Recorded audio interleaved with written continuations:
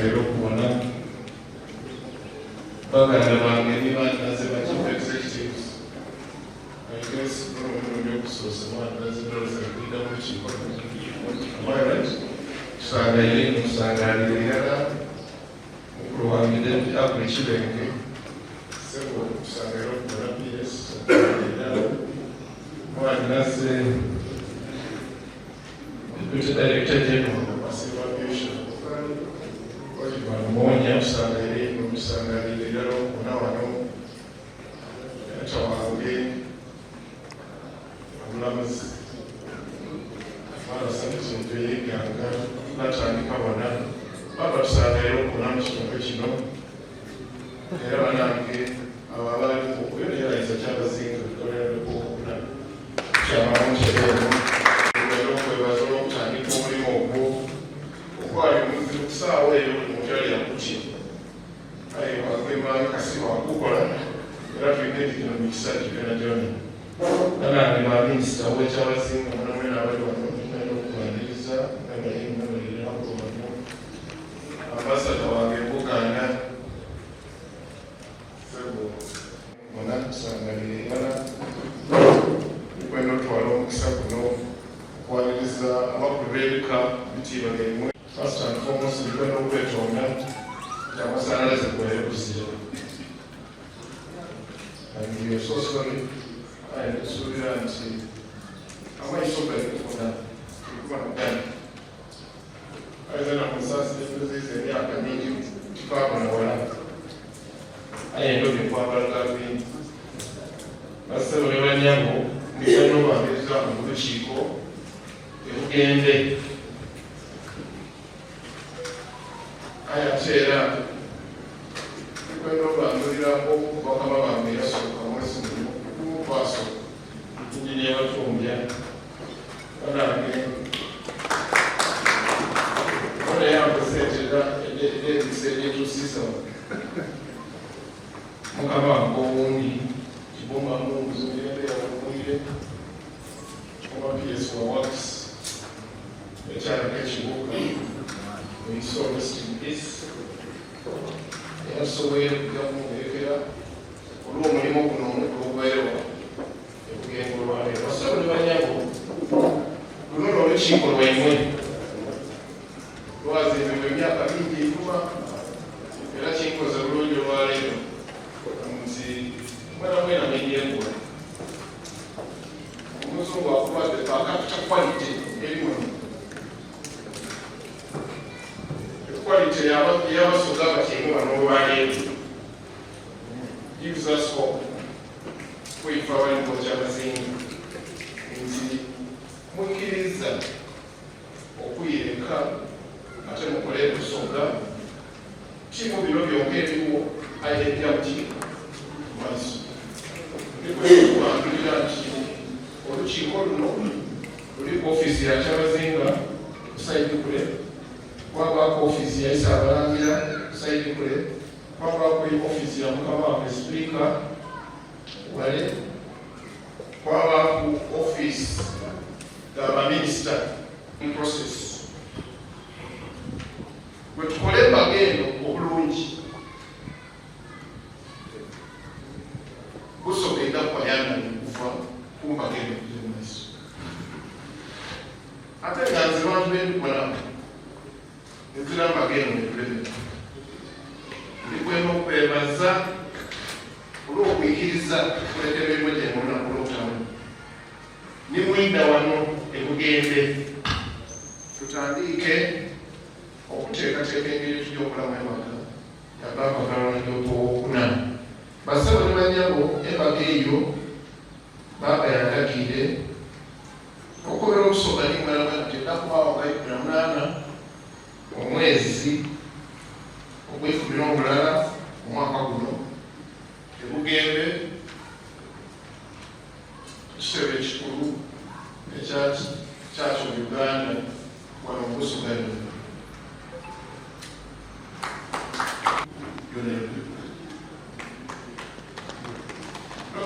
ebyenyikozesa byangu aye bitandika okalaga omulimu gwemulina okola gulina kwakawa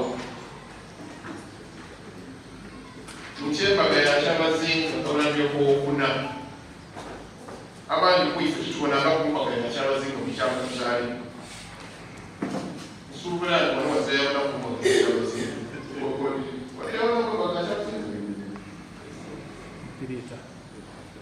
eno n'embaga ya Kyabazinga abasoga abasinga obungi n'abaluganda abasinga obungi bagibasooka okola ki okubona kyetujja okukola nekijja osetinga standard embaga ya Kyabazinga wamusoga ebeetya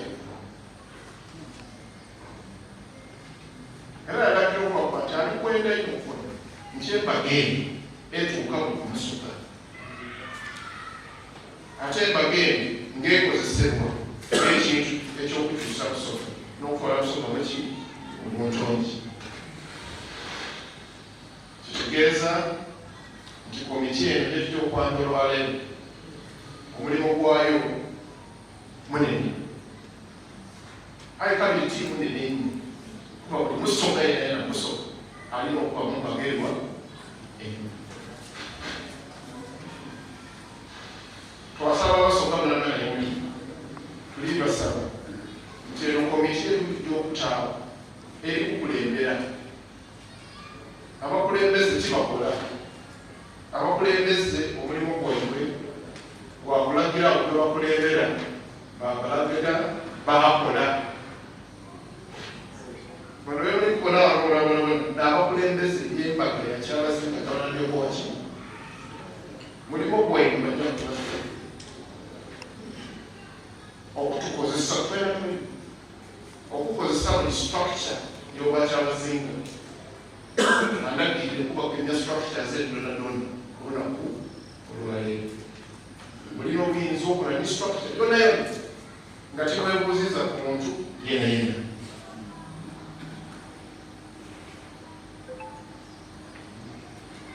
mulina obuyinza okola ni structure ya busoga yonayo nga teweebuuziza ku muntu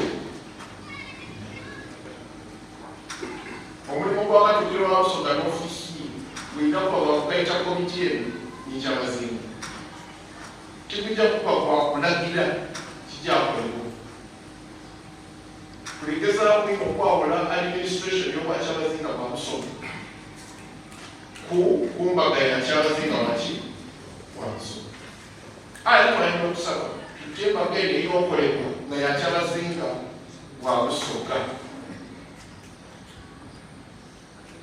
wano ekobera kabineti yange wasabira abakulu b'ebika ebyo kyesaba okuŋŋaanya oli mu busebe wensabira abakulu b'ebika wensabira ab'ebisoko ab'amagombolola ab'amasaza balata bakabalangira structureemerananona tudibwe akakyuko kano organizing embaga ya Kyabazinga Nadiope okuna bweri kusadala ebyo donadona mubusoga nti okutandika n'olwaleero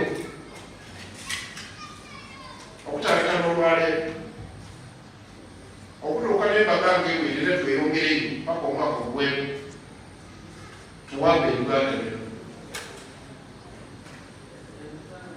guno n'omukisa busoga gwerina okulaga nti busoga tuli nti era busoga tutuuse era busoga tukaire ndikwenda okwebaza malamala for your time for the work you've done abali mu cabinet. It has not been easy, but easy things are not worth doing. As your leader of the administration, ndikwasa twegete kuchimwe tubebawo omubeefu era office wano is available to you 24/7. N'olwensonga eyo kirowooza nti nina ebindi byenongera ku baago byatuliro okutoola ku biseera ki okutandika okuyiramu okusoma committees main committee ne sub committees nawebiri okulokera kumwire chief guest wanatuukira aidabulookinga kulokiruke so guno omulimu gw'enjiri otandika okola essaawa eno weweewa omukisa komiti eyo okulonda komiti ekigiyiririra wansi wa komiti eyo no eri abasoka ife tuna komiti ife ng'abasoka ki tuna n'abandala bikolera okubalaga mukama wange mukulu wange okuva enfungu batu okuleetera abasoka ngaobulisi nebeera mu masoko bange abanubi aye omunaabako mwami kibalira mangi mu kusomesa omukulu w'ekika kyabasirisitu Soko ito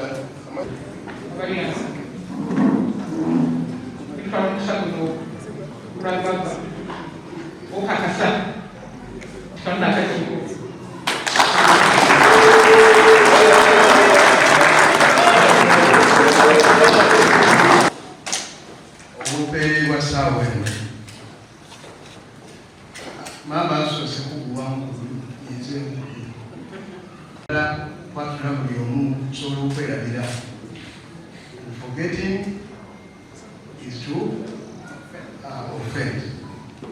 Then I know kumenekisera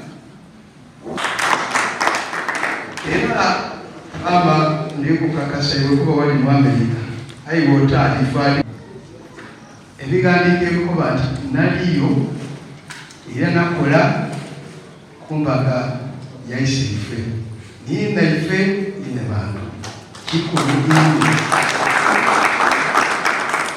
nga nze nali kuni latanga omuto eyalwana ku mulwaluluwo nga yaida n'ebiri byambalo byabo aye nga yeyagala ino tukuba yali kwebama kale efuga lodi ebama waife ekiyaye twatirwanira ku eyo nga tuleetye n'embaga yaife kiri abangi embaga yaife egwire mundu zaife bwe tuli mu bika byaife bonani mu bulangira obututwala aba 10 n'obulala mu masaza gaife buli gamu tusaduke entyembaga bagirangire era omukolo gujja kutolera ogujja okukomera ku 18 omwezi ogw'18 n'olwekyo maama niba nange mwena nze kino ndandisaku indoisira beni abasigaire obaita titangaza nti embaga ya Busoga obusogwa okugabula bibi buzaya ni bulyo embaga ya Lubuka ewatabingwa embaga kubanga oli mu lukagano okuba ku mungalo kubanga ekiteeza embaga yabula mungi wazikondo embaga ya Bukono owa Nkono embaga ya Busigi ewa Kisigi embaga ya Kigulo wa Ngobi embaga ya Bugweri ewa Mega embaga ya Bukoli ewa Wakoli Kaunde Musinga, embaga ya Bunuli Munangomba ewa Nangomba, embaga ya Buna ewa Ruba, n'ennyinga wetuli embaga ya Mutembe wani. Kino kikulu ino kubagano baba yagamba nti kumunterera akabaga mwabali ngemuli tujje ayi yakubye Busoga yona Sagambe era yasiika n'olwekyebaga tenda kuba ku Bugembe wonka ayi tenda kubakomera ngenda abagandi ayi kikulu kiri nti enda kusasanira Busoga wona. Baba asiimye nti ekintu kino kituuke buli kanobero ka Busoga. Awo kitegeeza ki abooluganda? Maama ife tuli batono wano nga bwotubona aye nera okukakasa nti tituli kuremu. We are not a kuremu. Ife tuli ba profesa baziragala, abantu b'amannaddiini baziragala, abantu abasinga bungi abakulunga b'obayidde ni baminisita ni bamemba z'okwana kibaligana tuli bakiikirira. Mama ekiriza tukiikirira abantu abo bonna baziragala tusobole okubatuukaku nga tulina obuyinza tuli baki. We are their delegates. We are their representatives. Kubagano tujjawo oleeta Omusoga eyasoma ate n'ojja kubwakirira wonka era tebitulaba. Atugirira nti kale tuli bangi, we have a resource and we have the positive energy okutwala Busoga maiso okubona nti Kyabazinga baba n'Inhebantu bajja mu maiso ga Kabona okubagaita n'embale basale ekeeki tugiye wonawona mu Busoga. Ekyo kyo ndibasuubiza buli Musoga ali kumpuliriza olirya ku keeki lweridda bulinde tujja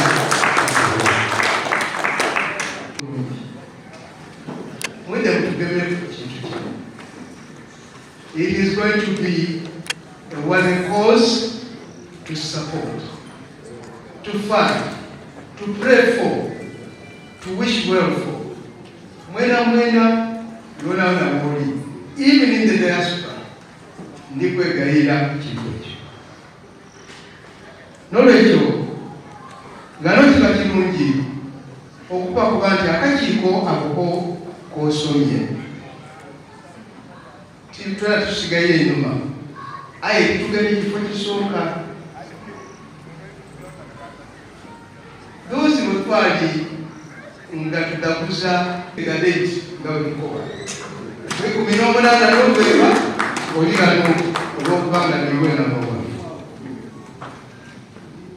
era yina yajja ku akawunti ni mwami Kirunda Joseph n'emitwalo 25 mwami Kirunda Joseph mwebaleyo okuwayo obaligano kutidi akatali gano era Yesu nekukwa mukisa ndano abasigayewo ezabanawusingaye kirungi ino maama wendowooza nti bwogera ku bakulu mu kintu kino abantu nabo batebukuba celebrated esooka ni Bugabula atugabuyire aleese eyayiga era eyo gisuubiramu kinene ino lwaki ndikukweta amayiga kimwita kusigala nga muli mayiga nga kyonka aye mujje mu maiso musobemu. Eriga eryokubiri nibuna evwire maama nteamutebe eriga eryokusatu abayamba ne Nadiope kuba niyo tuli kuteeka mezerwa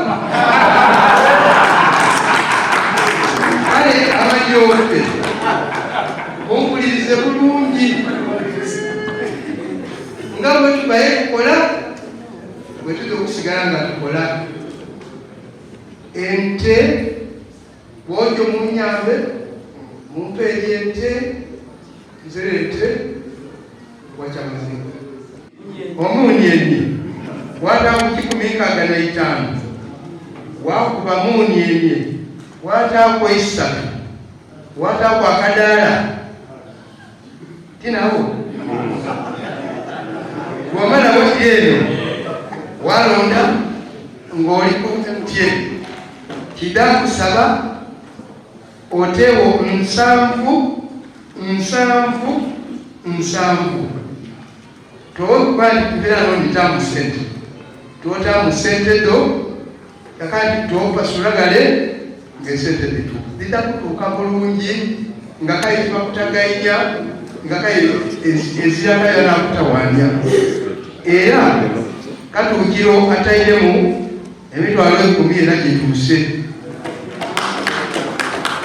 galiwo n'abatairemu ni waira waife kanso nani Alex Uganda atairemu kirano eyatero okolanga bwenkobyayenga osookana munyenye watamu 15 kai watamu emunyenye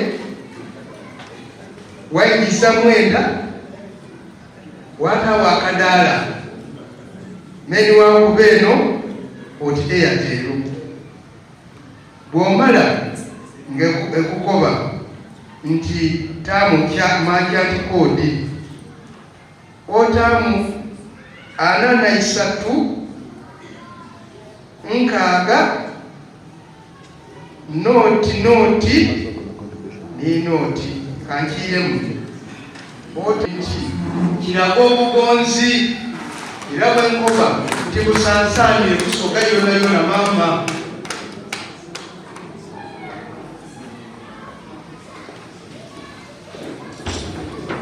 nakalikoba kati mwene mufuna ngema era batandise omulimu bali kunga Busoga bwona Uganda yona n'emikwano gya Busoga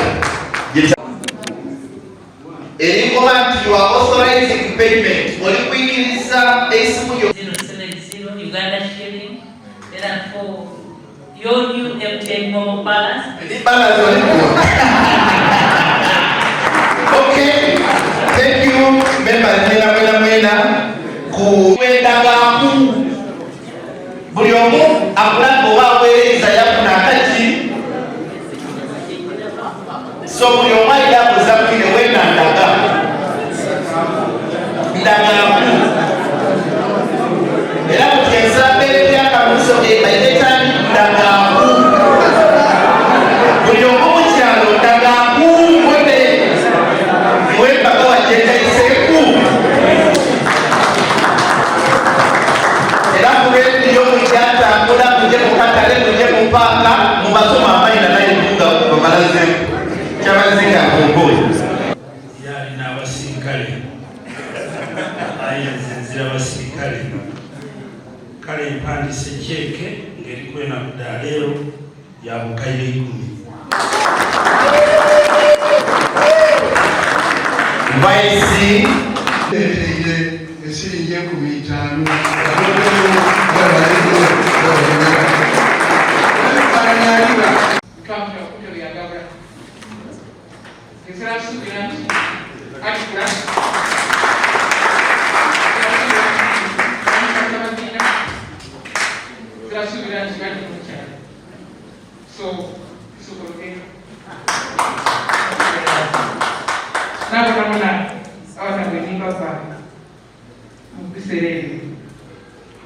Bana ya kasatu kasoka nembala dia kalau Uganda 1993 for the last wedding dia kalau yani amani but that was then. Now, we know Kadaga 30 years later. How does Busoga do it? Because somebody is going to go now we're going to work carefully. We will try and encourage. So to Saba, because they cannot do. So I try to informally in Batumbya. From Kutaka, the transportation in Tono. So guys are okay because I want to be we headquarters on tail screen. But then I say again, because the way was that ain't attached to Kano. Also coming in the town of Port. Hey, you come on, we don't so good. So we were in into a job. Never thank you are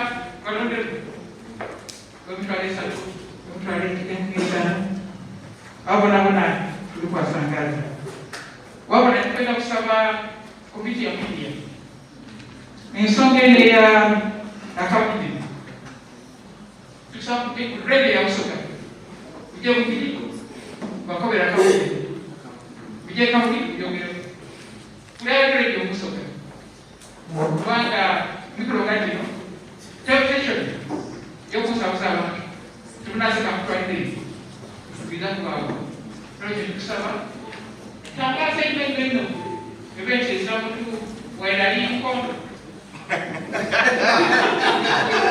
tuwa na kulimba kwa mkali leo sio kwa sababu hivi tulisoda sete aira na sabeti ba watu pia kusaba kwa ndio careful tuchukue na kufanya kuna sababu oh yeah that's which is the case for me. So let's be careful. Who are we approaching for this month? Ingawa private sector ya Busoga Kingdom the point. But also the area that on the hand they are about to participate in the program. So you have to very good. That the regulator. No way to manage the makombe ina mtono. I of course kwa ina mtono. Musoka yana mwitako kwa kongera mu kwa bantu. So chairman, we have a chairperson of people. We should have that for where there is need. That don't think that's too big for the sake of making it big. So bana tukwendeza okutambula bulungi, okwayo bulungi, okusonda bulungi, okola omukolo okusinga musente leero. Tutandikire 1, 2, 3, go!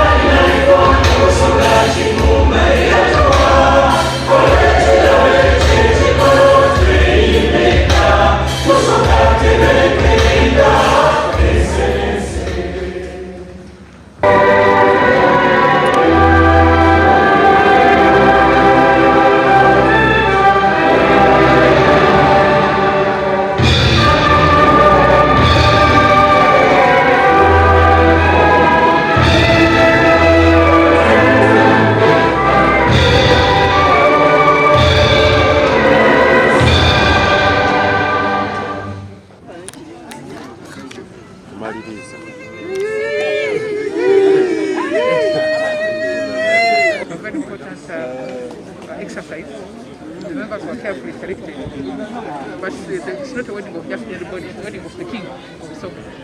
So I've asked the committee to be very selective in the approach to give us money, because we do not want people to say they are the ones who sponsor the wedding. So we have to be very, very careful how they are doing.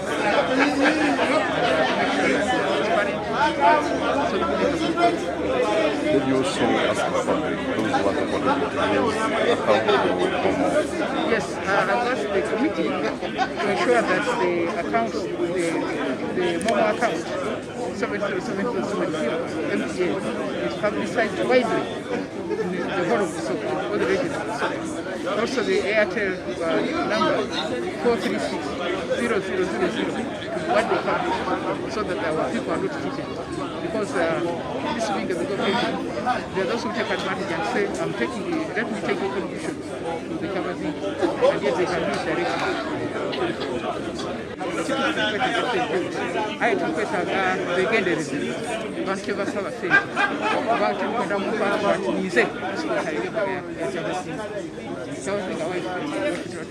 therefore mutenera kubasaba sente alina okuba nga ali discreet nga tajja kukukira rasa situkwera tunasazali sente abantu bakitewa niwe mukasho fulano mubaliwani zitulyantu nadisabye nti abantu sente bazite kuisinga account ya MTN ereta ekigambo Kyabazinga Busoga, account ya Airtel ereta kuba Kyabazinga n'olwekintu kusaba abantu kubanga olina MTN wereza ku account ya 707070 owoliko Airtel owereza ku 436-0000 ekigambo bwa Kyabazinga batagaba kashi.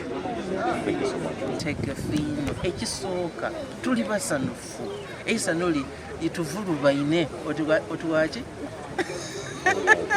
tuli basanufu ino tuli kwebaza ino Kyabazinga waife olw'okutuwa obukulu buno n'obuvunaanyizibwa buno era tunatona abali ku kakiiko tuli basanufu ino okukola omulimu guno tuli kwenda kukubiriza Busoga yonna n'embaga yaife nga Busoga buli omu alina akanusu ke, alina enkoko, alina embuzi, alina ente begano tutairewo gino emikutu egy'okusondera mu sente daife Momo, Airtel, bya MTN weereza akasente ko katuuka butereevu ku akaunti ya Kyabazinga wa Busoga olw'embaga ye kale ife tuli beetegefu era embaga ejja kuba makeke gye tweta embaga makeke embaga y'omwaka. We are extremely ready. First of all, we are extremely pleased and honored to be part of the organizing committee, all the 14 people of us, and we want to do this responsibility with excellence and with integrity. So we've set up a way of collecting the money. We have the Momo and then we have the Airtel number. We want every person, every member of the community, whether in Busoga and beyond Busoga, send your money directly to those numbers and participate in this wedding of the year. It is the wedding of Busoga, but it is the wedding of the year for our nation.